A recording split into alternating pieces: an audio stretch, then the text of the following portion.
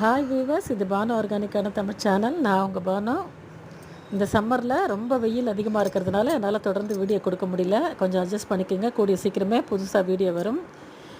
இந்த சம்மரில் கீரை நம்ம நிறைய போட்டு எடுக்கலாம். நான் அந்த சிகப்பு அமரந்த் ரெட்டு கீரை பார்த்திங்கன்னா நிறைய போட்டு எடுத்துகிட்ருக்கேன்.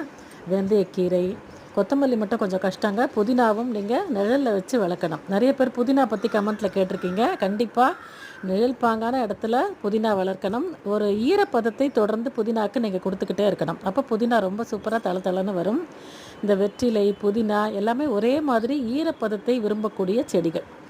அதனால் கண்டிப்பாக ஈரப்பதத்தை ரீட்டைன் பண்ணி கொடுங்க. புதினாவை சூப்பராக இந்த சம்மரில் நீங்கள் எடுக்கலாம். கண்டிப்பாக நிழல் பாங்கான இடத்துல வச்சு வளருங்க.